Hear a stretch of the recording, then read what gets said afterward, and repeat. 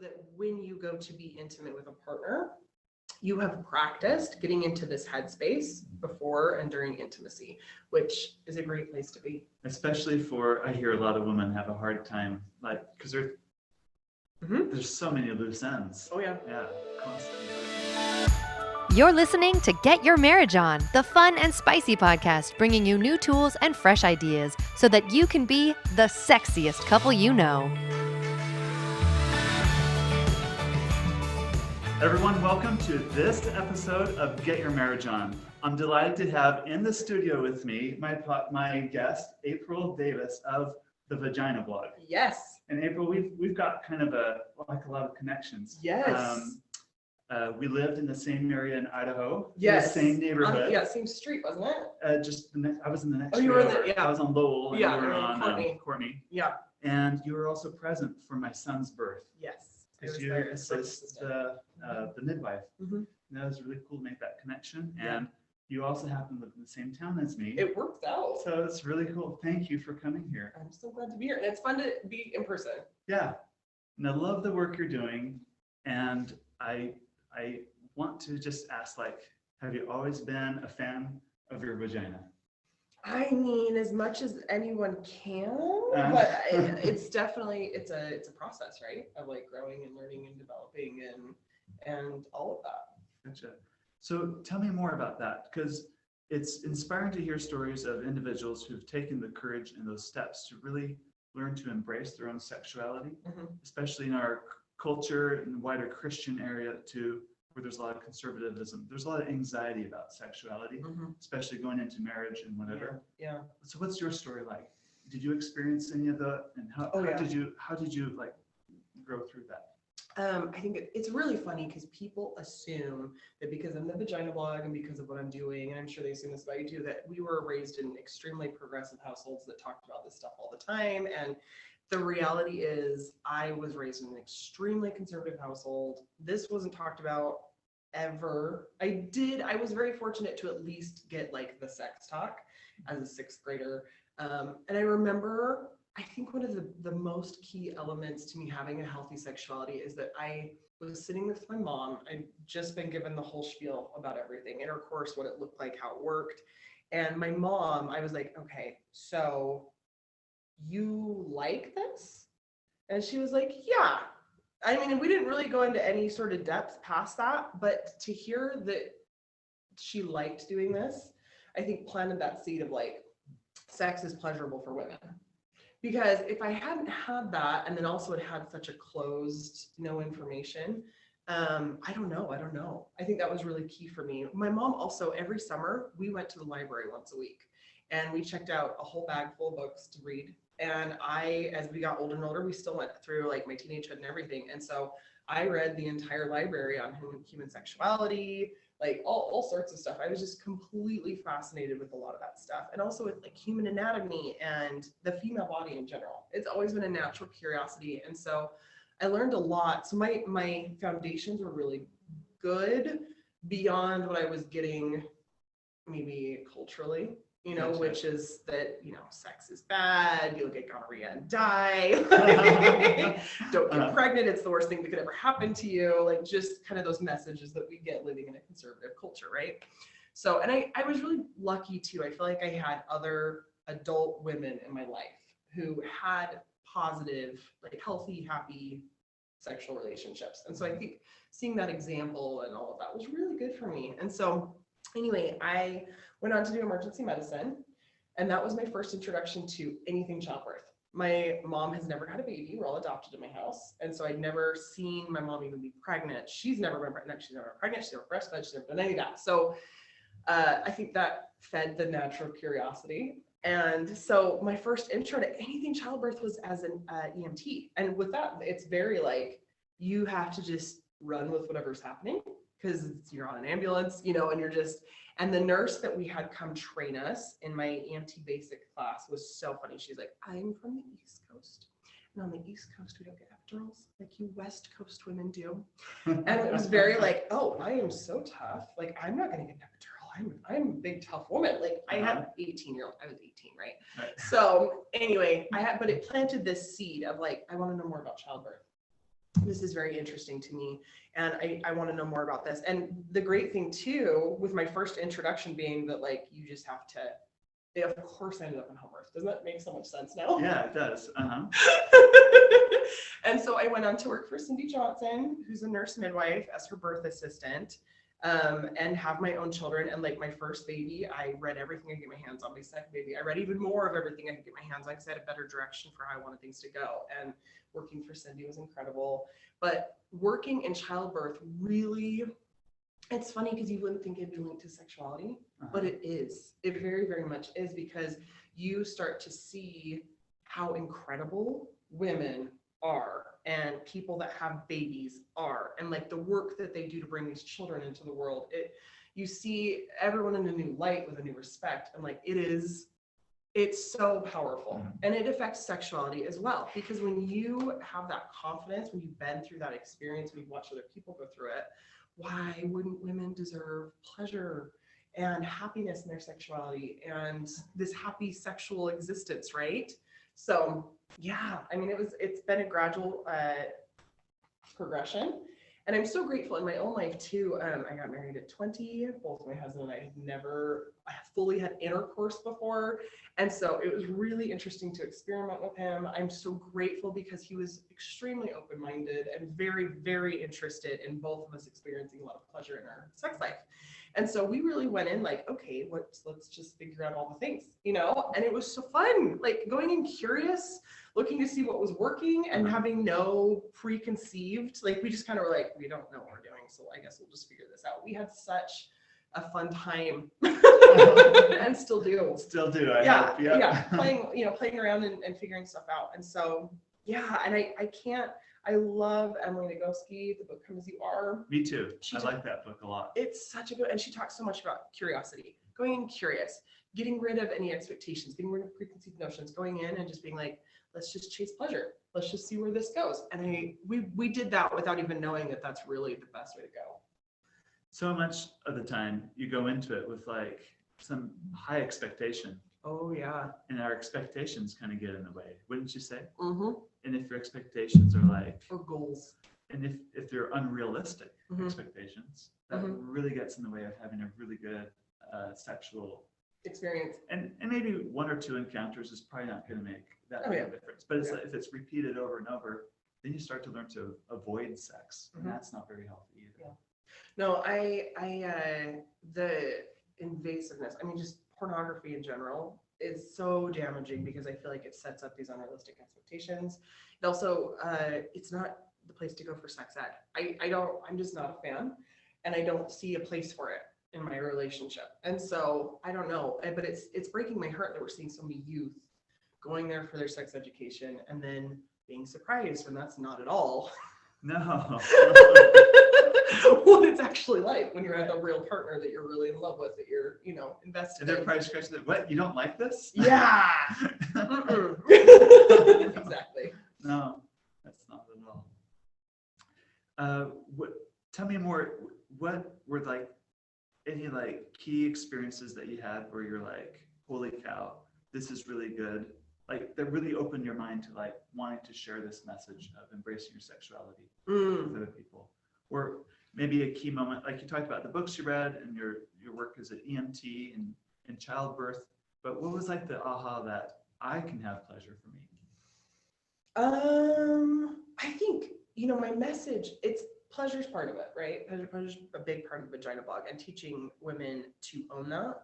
I think that's something that, especially growing up in a very patriarchal, very Christian culture, our sexuality is owned by our parents when we're kids, and then we typically pass it off to like our doctor, and then potentially our partner. Yeah, our spouse or our partner. They own it, right? So we're supposed, like, we don't a lot of times take on our own, like we don't own it, and we need to own it, because, and this is something I try to teach people, like, even if you're in a relationship, of course your partner should be working with you to like bring about all this fun pleasure, but you also need to be vocal about like, yeah, that's working and I like that. Nope, I don't actually like that. Hey, what if we tried this? Hey, do you want to try this for you? So there's this partnership and like having fun with each other, pleasing each other, pleasuring each other. And I think sometimes the female perspective is like, I don't know. I have no idea what's going on down there. I thought you were gonna know, and Right. like you do, Yeah, you have yeah. a vagina, like you would know. I'm married to a very beautiful woman, Mhm. and so we've been through a lot of our own insecurities also. Oh yeah. And one of the big breakthroughs for us is like realizing our sexuality doesn't exist out here, Mhm. like in our marriage, as if our marriage was an entity of its own. Mhm. But our sexuality is in me and in her, and it's something we choose to share. I love And that. when we made that mental shift, it Mhm. made a huge change in the way we approach sexuality. Mhm. So that, I think that's what you're trying to say too. Totally. You own it for yourself, Mhm. and you choose to share it only with your spouse, Mhm. and that's a sacred gift or a special gift, whatever word you want to put with that. Oh yeah. But it becomes a very special gift. Yeah. But it's still yours. Yeah. How can you give a gift if it wasn't yours to begin with to give? Exactly. I love that. And I'm a big advocate. Be familiar with your own anatomy. Know how things work. Know what they look like. Get a mirror. See what changes. I mean, it's fascinating because we're very familiar with male anatomy because it's all very external. And we know what it looks like when it's at rest and when it's aroused, right? Right. Very easy. The vulva, the vagina, all of that changes. All of that transforms as you get aroused. It is fascinating to see. It's so cool. And we should know these things about ourselves. And it's really sad that we don't. Like, I feel like it's sad that we aren't taking that time because for me, the vagina blog, I mean, sexuality is a huge part of it. But beyond that, I want every single vagina owner to be so confident in her own or their own body that they can talk to their doctor about what's going on, that they can talk to their partner about what's going on, that they can advocate for themselves in any situation, and more importantly, pass it on to the next generation and educate their kids. That's so important to me. And we're missing that key element. And I feel like our generation is the first to be like, this is a high priority. We need to start teaching this to our kids, and we need to make sure they're aware of what's going on and why and how. And I love it. And it's nothing to be afraid of. No. It's something beautiful to celebrate Mhm. and be proud of. Oh, 100%. Any stories you can share of people that you've interacted with where you've seen that same like breakthrough happen in their mind? And how you help them get to that point? Mm-hmm. I think once again, it's hard not to always go back to childbirth because it's such a transformative experience. But I just feel like almost every single labor that I attended, I was able to witness so much of this transformation take place. Mm-hmm. The confidence, oh my gosh, I can't believe I just did that. Like the high that you get afterwards. And this is across the board. This isn't even, I worked in home birth as a birth assistant, but I also worked in the hospital setting as a doula. And then worked also here and there as a birth photographer. So I've seen birth in all settings in all ways. And even like everyone, it can be such an empowering experience. And I feel like it changes you as a person, and that ideally changes you as a sexual being as well. Gotcha. For those that haven't had that childbirth experience, they can still experience that change. Absolutely. And what are the steps they go through to do that? I think realizing it should be a priority. So often I look at people in relationships and marriages, and it's just like, yeah, and we'll fix our sex life later. Oh, right. It's just kind of like, and we'll figure that out after the kids, maybe that's the best time to do it. I don't know. Sometimes that's coming from the wife too, yeah. right? 100%. I'm Yeah. not interested I'm not. in- We'll just figure it out later, or we won't figure it Yeah. out. Why would sex be a priority anyway? And they have this like Limited. very limited belief around it. And I would challenge that and say, you should be making sex a priority. And it looks a lot like if you've decided like, hey, I need to maybe get back in the gym and start working out. You read the books, you make a plan, you hire a health coach, you do whatever it is you need to do. You get back in the gym, right? To kind of get back into things rolling. I would say you need to approach your sex life the same way. Read the books, hire a sex therapist or a normal therapist, or, a coach, or sign up for a class, or at least put it on the docket of priorities. Move it up, because having orgasms should be a priority. Having a healthy, happy, connective sex life should be a priority. It's so fun. It's so important. It connects you with your partner, connects you with your spouse. Like, these things are so important, and we don't talk about that being important enough. it just ends up at the bottom of the shuffle so often. Maybe from a scientific point of view, maybe, or also maybe instead from your own personal experience, what are some of the top benefits of having a great sex life or having that, connected to yourself and connected to your spouse? Connection with who you're with, like, I think is key. There's all the stress relief, there's all the bonding that happens, there's all of those things are good, but I think ultimately it deepens your relationship, and it's fun. Who doesn't want to have orgasms? I don't know. Right. Just setting you up for a happier life, and there's health benefits too. What are some of those health benefits? Health benefits. You talk about relieving stress. Longer life, stress relief. There's so many. It's good for all your organs. It keeps all of that in shape, and like it keeps you able to have sex for longer as well. Like there's so many. How about your things. mind? What does it do? It's all that oxytocin release. It's like all that stress, that dopamine hit, like all of it. It's so good for you. So why shouldn't we? Right? Why shouldn't we? It needs to bump up on your priority list, all right? Lower some other things. The kids are just going to leave you. They're just going to grow up and leave you. You're stuck with your partner, your spouse. You're stuck with them. They're staying around. Have sex with them. Right. Enjoy it. And learn to really enjoy it. Yeah. What if you have a lot of hangups about certain sex acts, or you're still anxiety and unsure? What's your advice for couples like that? I would figure out what those hangups are. I think that's probably the most important thing. And then from there, because one thing I love, like, let's say you were like, okay, I have some anxiety around this and my libido's gone.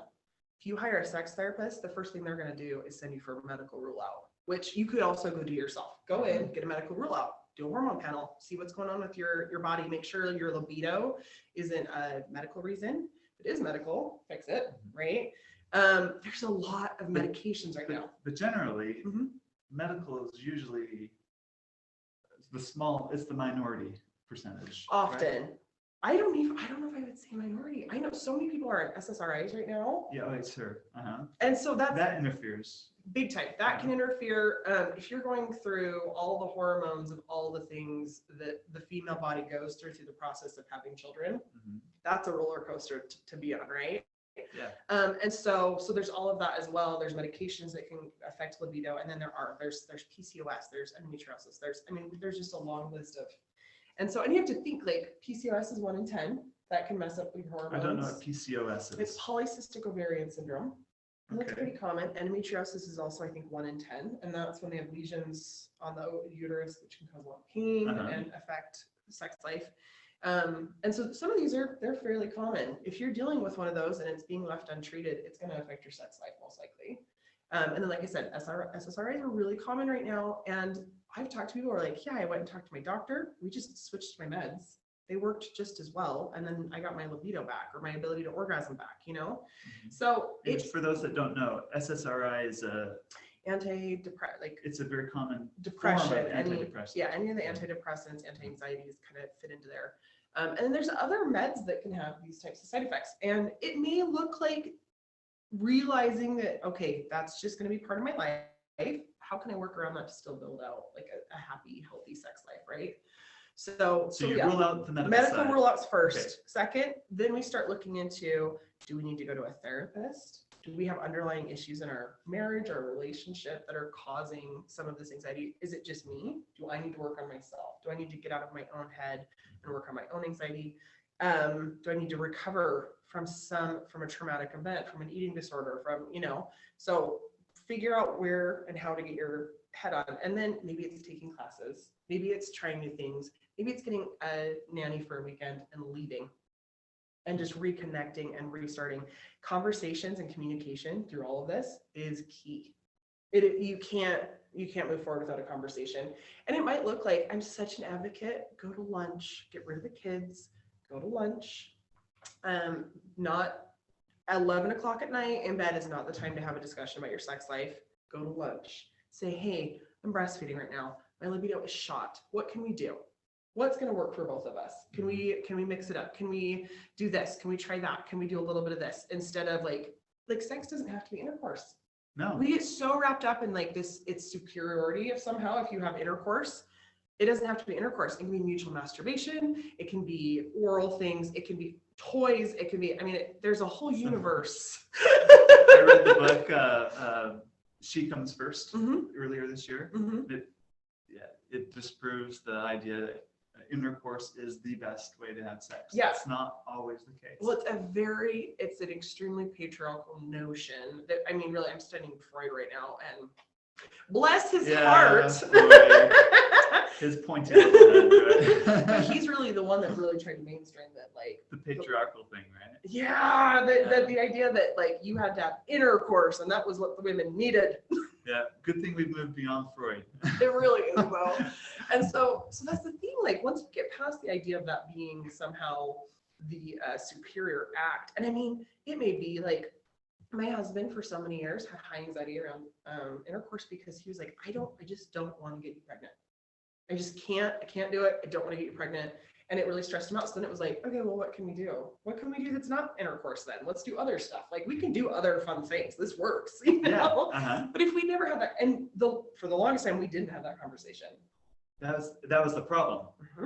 But tell me, so you and your husband, he has this anxiety around intercourse. What were the steps, or what, how did he get the courage to say, this is my problem? Or how did you get the courage to ask, what was that conversation like? It was about 10 years of fighting over why, like, are you not attracted to me? What's wrong with us? I think it was realizing, I have a higher libido than he does, which culturally speaking, not allowed. It's not right. It's backwards. Which in reality, guys, there's like 30 to 40% of us female bodies that are the higher libido. And it's all relative. Like, it's all relative. It could be very possible you married a different man who would have a higher libido than you. 100%. Just as, like, I'm taller than my wife, but she could have married a man that's shorter than her. Like, totally. It's all relative. Completely. And so you just there's have to no shame in having more libido than your spouse. None at all. No. It's great. Like, I look at it, I'm like, what if you married someone that had no libido? Oh, that'd be even worse. It would be so sad.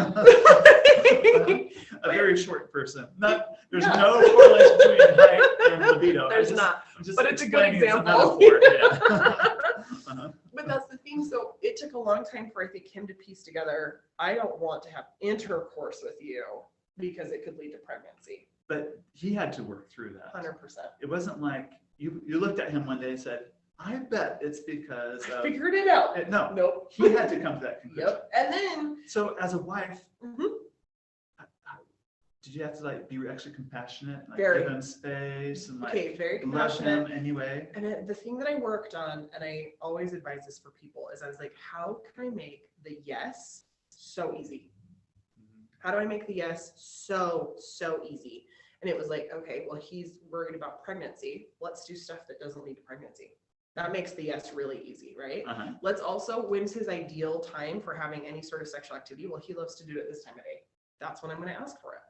So I just kind of had to adjust, right? And he also put a lot of effort into adjusting as well, and realizing, like, I need to say yes when she asks, because I see that she's putting a lot of effort to try and really only ask when it's most convenient for me, and to also ask for things that are not going to stress me out. And we had to go through therapy, guys. Like, we worked with a therapist on a lot of this. I'm so grateful. Our second year of marriage, we spent a year in therapy. I did 6 months alone, and then he came for 6 months. That was the very beginning of this conversation. I would say about 10 years later, we finally figured some of these things out, but, like, for reals. He also had to go by himself at some point during those years. Somewhere in there. Yeah. And then our conversations have also looked like when I'm breastfeeding, my libido disappears. So then it's like, okay, well, and then also, like, I had a point in pregnancy where sex brings on contractions, and he's just like, and hips. And he's like, we're not doing this. And I'm like, and he's like, no, this isn't fun for me. I don't like this. And so there's no matter what you do, you're going to have seasons, and you have to have conversations about those seasons. And the other thing that's great is when you talk to your partner about sex, when you get comfortable saying words like penis and vagina and libido, and it rolls off the tongue, clitoris, then you can tell your kids. Then you can talk to your kids. Right. when you practiced on your partner, it is so much less scary talking to your kids about these things because these are conversations you've had. You know that you both of you are on the same page about sex. So when you talk to your kids, you don't really have to like go check in and be like, what are we telling the children? right. Uh-huh. And so these conversations are essential for a happy, healthy sex life. Yeah, there's a few things you said that I really like. It took 10 years for you to get to that point. And I think that's a great thing to bring up. Do you think there's a correlation between like the maturity had a lot to do with that? Oh, of course. Like you're a lot more mature 10 years into your marriage than right away. Well, especially when we get married as kids, right? I was 20. I was a child. I was barely not a teenager. And how old is he? 23. Yeah, we were kids, you know? And so, maturity plays into, I think, in terms of communication, it's like, well, we've already talked about all the things. Of course, we should talk about this. You just get a breaking point where you're like, you've seen the inside of my vagina when I gave birth to our children. Like, we can talk about this. Like, we're there, you know? Yeah. And it shouldn't take that. Like, that shouldn't be what you have to do in order to be brave enough to talk to your spouse. Yeah. And comfortable enough to talk to your spouse about your sex life, right? You should be able to just do that. You really shouldn't be marrying someone unless you're really comfortable talking to them about those things, right? Just a pro tip. Yeah. but yeah, so being able to talk to him about it was key. And initially I had the investment of like, if you say no to me, you are rejecting me. So you took it personally. You are rejecting me in every single way. Is it my looks? Is what's wrong with me that you don't love? What's broken about me? Well, and beyond, you know, men do the same thing. Oh, 100% they do. And we don't talk enough about how damaging and hard that is on them because we act like they are just fine. It's no big deal that they get rejected. Because on the outside, whatever. But it inside, hurts. It hurts feelings. And but it's because they're taking it personally. Yeah. And that's the key to realize. It's hard not to. But it's hard not to. But once you realize they're not saying no to me. Yeah, they're saying no to sex. No to sex. It changes the conversation. Well, I started to look at it like a sandwich. Like, can you make me a sandwich? I can't right now. Okay. Don't take it personally. Yeah, no, I'm not. My feelings are not hurt if he's like, hey, I don't want to make sandwiches right now. No one's like sad or crying to their pillow. Like and I think the bigger, and I'm actually putting together a post about this, one of the other bigger problems that we have that we really have honed in, like that we've taught in our society is men can't control themselves. Which is, that doesn't speak very highly of men, does it? No, and on top of that it, emasculates men. Oh, I don't like that. And it damages girls and then women all throughout. Because it puts the whole burden on them. Completely. Which isn't fair either. Well, you swing one of two ways as like a teenager, right? Either you're terrified of men because they can't control themselves, so you act a certain way and you're stressed, right? It's a very stressful, like, you don't feel safe. Yeah, you don't feel safe ever. Or you swing the other way and go, I know exactly how to get male attention. And so you would push that way, right? Like I'm gonna act a certain way because obviously then I'll get male attention. I've been told my whole life men can't control themselves, right? But when you get into a relationship, it also damages you because if men can't control themselves, but for some reason your spouse can, what's wrong with you? Right. Or worse, men can't control themselves, so they rape you or hit you or because they can't control themselves. As if that's an excuse. As if this is some sort of excuse. And I know we're getting away from this, but I still hear it slip out of people's mouths. And I'm like, what? How is this still coming out of people's mouths in 2021? But we have this like, well, teenage boys, they can't control it. Yes, they can. And we need to teach them that they can. And we need to teach girls that they can. That's part of growing to be from a boy to a man. Exactly. And I'm not talking anatomically. I'm no, talking about mentally. Absolutely. Growing up. Isn't man, I'm talking about, this is my soapbox. Right? Yes, go for it. Some define manliness as the opposite of womanliness. Yeah. But I like this definition by Brett McKay, who has an awesome podcast called The Art of Manliness. He defines manliness as the opposite of boyishness. Oh, I love that. And being a true man isn't about like going to the forest and cutting down trees and like, lifting heavy things all the time. That could be part of that. Totally. But it's more about, self-control, compassion, love when it's needed, going to war when it's needed. But it's like having that power to bridle your power, bridle all those instincts and channeling them for the greater good. That's what manliness is. It is. I agree. And we need that. We need that. You know, and it is such a gorgeous like balance to femininity and all of the power that can come with that as well. Yes. Like I love the yin yang of all of this. And so yeah, I love that. Can you talk a little bit about why people should consider therapy? Like I've heard people say, when you go to a therapist, it's like having a neutral third party. Mm-hmm. They also help you kind of see your mind as like, it's like holding up the mirror so you can like, Yes. they help you see what's going on in your head that you can't figure it out on your own. 100%. Like, so what are, like I just mentioned too, are there any other benefits to therapy where people should go, oh yeah, this isn't a scary thing. Yeah. There's a lot of benefit to this. How can we demystify that? There's so much benefit to therapy. It's hard because I look at just about everybody and go, oh my goodness, therapy. Therapy would help you so much. And because like, I'm so grateful. I have a therapist. He does cognitive behavior therapy. I'm studying a lot of this right now. So it's been really interesting to pull back the curtain and kind of see where he landed. That's his what modality. What type of modality he uses. All roads lead to Rome, by the way. Yeah, they really do, right? That's the path. But I love that type for myself because it looks a lot like a coach almost essentially. And you're doing a lot of homework. And you're having someone sit down and talk and teach you. Like I was taking a lot of notes. I wasn't doing a lot of talking in therapy. I was doing a lot of this. I liked that.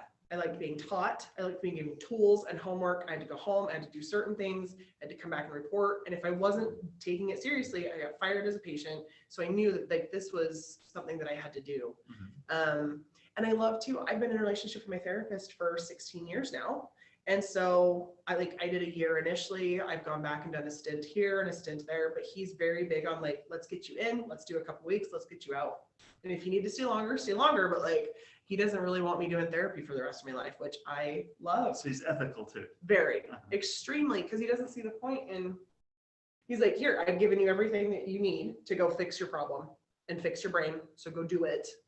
And I love him for that reason. And my husband, as much as he does not love therapy, loves him for that reason as well. He doesn't like a good butt whipping. No, it's not even so much that. He Just kidding. Yeah, he's just not. He went through therapy as a child, and it just traumatized him. And so he's like, no. So it was a really big deal for him to go, and he loved it. And so I think sometimes therapy is work. And it is homework, and it is having to unbury things sometimes and work through and reframe. I mean, it's not always fun, but the end result is typically really good. That's very good. Yeah. Good.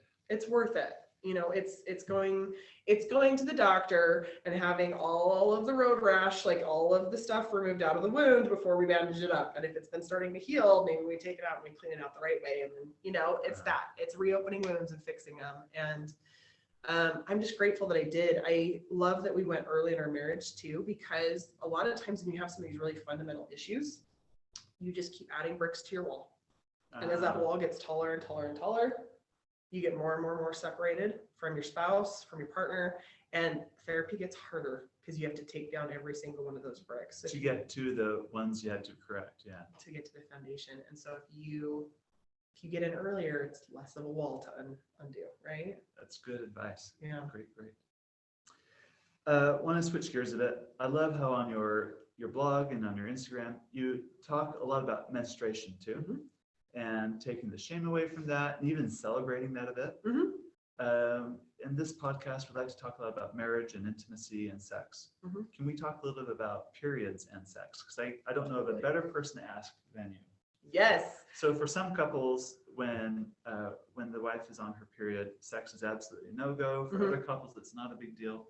Can we talk a little bit more on that? Absolutely. And I love to talk about all 4 seasons of the menstrual cycle.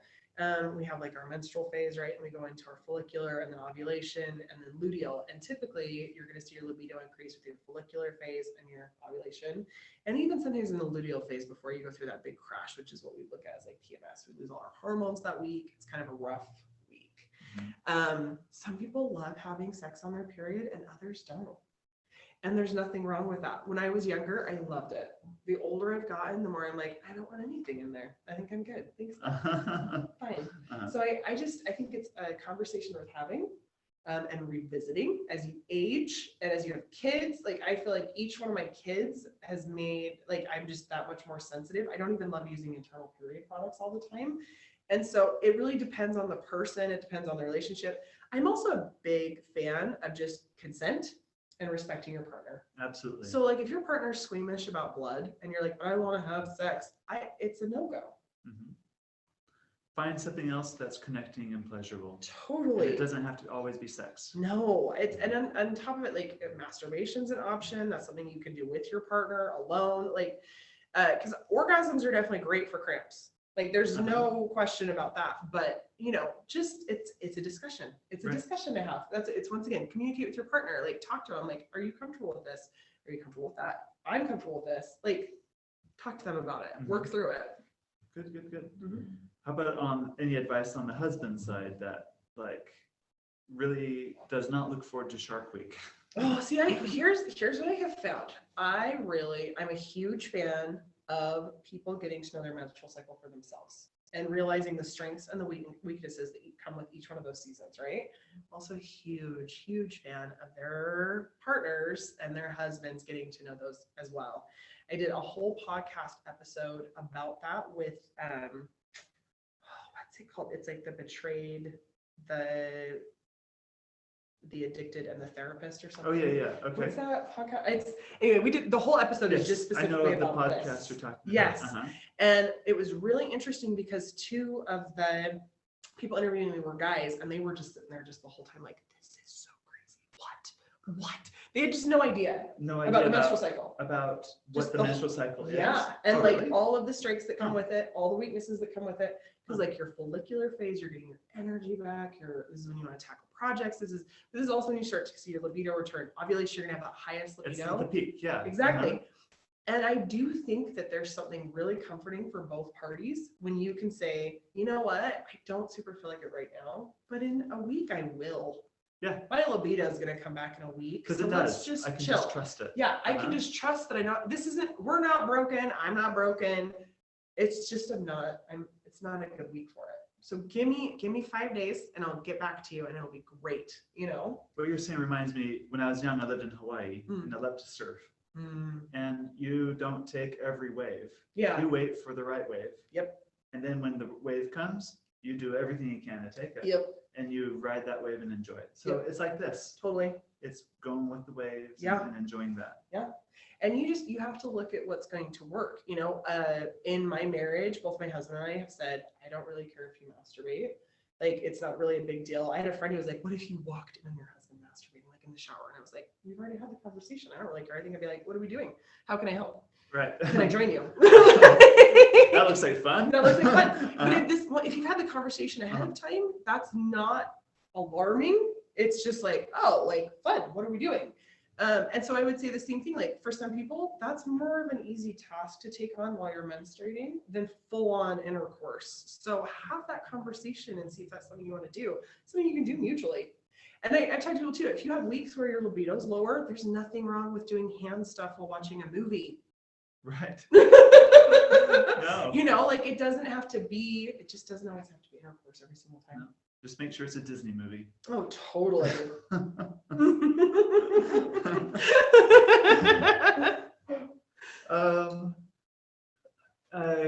I think what you said about having that conversation is super important because when we're unsure about something within us, we tend to take it to the dark or make it become a secret. Oh, yeah. And if the darker and more secret things become, they fester and the worse it becomes. So when that disclosure happens, it can become a really big deal. Oh yeah. To that spouse. So be really straight. Yes. And like, this is how I'm feeling, and own it. Oh, absolutely, own it. But that takes quite a bit of maturity too. Yeah. So you got to like this is important to me. I think this is right. I think this is for the greater good of our relationship. Yep. And so, but be clear and upfront first. Oh yeah. And it might look like multiple conversations too. Right, I think sometimes it is scary to be like, you know what? I wish we were having way more sex than we are. How do you feel about me masturbating sometimes? Is that something you're comfortable with? Is that going to bother you? Or be a concern. And it's interesting too. I was putting so much pressure on my husband for like, I would really like to be having a lot more sex, and we're not. And so a solution was like, you know what, if I masturbate sometimes, whether or not he's included or not, like he was like, oh, I'm actually very okay with this. Like if you want to send pictures, that's fine. But it became a fun thing. It's been a fun thing. And I think it's been really liberating for me. It's taken a lot of pressure off of him. And it's something that we're really comfortable with. We're comfortable talking to each other about. And I wish people had more of these conversations, because just like you said, as soon as it becomes some sort of weird secret thing, that's not a good thing in a relationship. No, you don't want to have secrets from your partner. You want to be in a partnership with them. You want to be communicating, openness. These are all really, really important things. So the net benefit of having that conversation with your husband, like, I want to masturbate to take the pressure off you. How is that? What's the net benefit of the whole sexual relationship? Huge. I feel like since starting to have some of these things click into place, we've just been so much happier. Like we've had so much more contentedness. It's just been kind of a fun thing that we like joke around with too as well. And I mean, honestly too, it's been really funny because the more those doors have all been open, I feel like my libido's really chilled out so much. But it's because you have not worried about it. Yeah. There's no stress. Because the anxiety itself fuels the like the libido. Oh yeah. We don't think about that, but it's true. I'm not getting this enough, but I want it more. Okay, you can have it whenever you want think it. About it more. Okay, more, I guess I'm right. fine. I guess I'm all right. Don't need it. Yeah. Exactly. So there's those types of things that once you start to open up those conversations and talk about that stuff, and it surprises me because I've had a lot of people like once again, porn's not a part of a relationship. I'm not really interested in having that be a part of a relationship. Neither is my partner. I think I would be uncomfortable with that. I think he would be uncomfortable with that. And so it's difficult. A lot of people have tried to marry masturbation and pornography as the same thing, but those are two very different things. It's very, very different. But unfortunately, they, pun intended, they go hand in hand. Yeah. Yeah, that's but they shouldn't. And they don't have to, guys. They really, really don't have to. Like, it can be such a fun mindfulness practice. It also can be a really great way to discover, like, ooh, I really like how this works. And then it's another fun conversation of like, we have to try this. Yes. You know? So. Yeah. I love this topic. I'm going to talk about the mindfulness side of masturbation. Yes. Can we do a little? Absolutely. Can we double click on that for a minute? Yeah.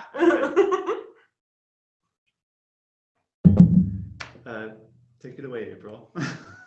Well, I think masturbation can become a mindfulness practice. I mean, so often we've really kept masturbation in the closet. We don't want to talk about it. It's kind of like and it's been really funny because even of all the topics that I talk about, sex toys and masturbation are some of the most difficult for people to stomach. They really are like, oh, I don't, let's leave that in the closet where it belongs. Oh, time out. We need to preface this conversation with your mileage may vary. Totally. And we're not advocating that you should do this or should not do this. This is all on you. This is just April's experience. Yeah. And what you've come to learn for yourself. Oh yeah. So, take this to yourself. Every person is different, and the way they experience their eroticism is very different. So, with that disclaimer, let's continue the conversation. I mean, you're exactly right though, because some people are like, I am so uncomfortable with this. Okay, maybe this isn't where there's nothing wrong with that. There's nothing wrong with that. So that's fine. And that's the same with all sexual acts. You need to be on board. And I would advocate for experimentation. I'm a big fan of try lots of things at least once to just kind of see what happens, you know? But some people have the personality of, no, yep, I'm totally. not the try everything once type personality. And you need to play and that. You need to honor that. Exactly. Yes. And have a conversation about it. Yes. Once again, open communication about all of these types of things. That's fundamental. But something like masturbation, it can be a mindfulness practice. It can be a very intimate and beautiful experience for you and yourself and your sexuality and getting to know your own anatomy and everything else. And you can make it into that. We've made it really dirty and shameful and like, let's not talk about those things. And I would love to bring it out to the light and like dust it off and be like, this is not some dirty, scary, horrible thing. You can have conversations with your partner and your spouse about what masturbation in your relationship could look like. Something you can do together. This is something you can do for each other. It can be a very nurturing activity. The difference being we have talked about it. We have both consented to what we've decided to do with this. Those terms can all change at any time. And like I said, we've also outlined what we're comfortable with. What pornography, not a big fan, not part of masturbation in our marriage. But I've told my husband, if the wind hits you and you're in the shower, knock yourself out, have fun. And as long as like neither of us are feeling like we're not having time together, like if that became a problem, this would be a problem. That would be a problem if you you almost prefer taking it to yourself. Exactly. Then these are problems. An issue. But for people too, like for example, when I am at the end of my pregnancy for an entire trimester and then not really sexually active for 6 weeks to 6 months after, have fun. Whenever the wind hits you, I'm not here for you right now. Sorry. You know, it can be such a wonderful tool and helpful. And I do worry about people using it as a scapegoat for like, oh, I shouldn't have to have sex with you anymore. You can just go masturbate. No. You still need to be working on your relationship together, I really feel like. But I was amazed. I think people think it's like either or. Yep. And that's what you're teaching here is it's not. It's a both and. Absolutely. It's a both and it can be. You've got to outline what that looks like for your own relationship though. Gotcha. Yeah. Very good. Yeah. So when I think of mindfulness, I think of like it's the music playing, like breathe in through the nose, out through the mouth, and like, you know, get your mind all clear, get to a happy place. And it's all of that included with the pleasure component. Oh, breath work and masturbation can go hand in hand and be really, like I said, such an incredible in-body experience. And we miss out on some of this. And I also think it can help retrain your brain so that when you go to be intimate with a partner, you have practiced getting into this headspace before and during intimacy, which is a great place to be. Especially I hear a lot of women have a hard time, like, because there's so many loose ends. Oh, yeah. Yeah, constantly buzzing around. Yeah. We're entrepreneurs like myself. Yeah. Constantly buzzing. Yeah. Thinking about like I can't work. I can't do stuff in the morning. It's not an option for me. My to-do list is already too long. And we just know that unless I'm on vacation and there's nothing going on that day, morning sex is probably not going to work out for me. And we know that. So he doesn't typically ask for it. I don't even usually try to go for it, even if it is like maybe an okay morning, because it's so hard because of that to-do list. Yeah. It's the anxiety. Now, at the end of the night, when the dishes are done, the kitchen is wiped down, the children are in bed, everyone's put away, like all the boxes are checked. Yes, please, let's have all the sex. You know, so I think being aware of that too is so important. But this comes back to like all of this can be a mindfulness practice. That's good. So April, let's say a person listening to this, they're actually in a really good place in their marriage. They're having really good conversations with each other. Now they're ready to take their intimacy and their sex life to the next level. What are your black belts? Super advanced sex build. Man, sex in the minivan is like right up there. I noticed you have a minivan too. I do. Now I know why. Now you know why I have a minivan. Exactly. What is the black belt? I don't know. I would even say just roll with what you're doing. I feel like we almost have to switch things up more when things are like not for cruising. You know what I mean? Like where it's just like we've been doing the same position many times in a row now and haven't really done anything new. We should probably go have sex in the car. Or let's try a toy, or let's mix things up and have fun with something new. It's just so fun. Once again, it gives you that opportunity to go and curious, you know? So good. And also the relationship, to keep nurturing that relationship. It's probably the date nights. It's the talking. It's the date nights, guys. And it's working together, and it's the playing the intimacy app. That's what it is. Intimately us. So I like that too. Yeah. Sex is great, but it's even better in the greater context of the relationship of the special person you're married to. Yes. And seeing the beauty in them. Yep. Go get away without the kids for a weekend. I think that's essential. I have a high priority on date night. We go every Friday if we can, if not Saturday. I don't like the weeks that we miss. I need one night where I don't cook dinner. One night where I'm not dealing with kids telling me they hate the dinner I made. Like I have to go out, and I have jokingly told my husband, like, you're only kind of part of this. I'm taking myself on a date regardless. If you would like to come, that's totally fine, you know? And so, but I mean, the reality is like, I think both of us very badly need that. And I look at the health of our marriage. I can really point to us dating as one of the reasons that we have such a healthy marriage. And we really try to get away from it at least once a year for at least a weekend, because you just need a minute where we're not managing, where we're not having to run the business together, you know, and we just get to go like enjoy each other. That's really good. If people want to reach out to you, learn more about what you do, what's the best way for them to find you? You know, I live on Instagram. That's probably where I spend the most of my time, which is at the Vagina Blog. There's also the website, thevaginablog.com. And then I have the Vagina Blog podcast. I have 1 season up. I'm hoping to come back for season 2 sometime soon. But there's those first season's so good. So very good. Well, thank you. Thank you so much for having me. We hope that you enjoyed this episode of Get Your Marriage On. And if you did, we would love it if you would take a few seconds to give us a rating on iTunes and to share the show with your friends. They'll thank you for life. Once you've done that, you can head over to getyourmarriageon.com for more resources about today's topic and to download our amazing marriage apps. Now go get your marriage on.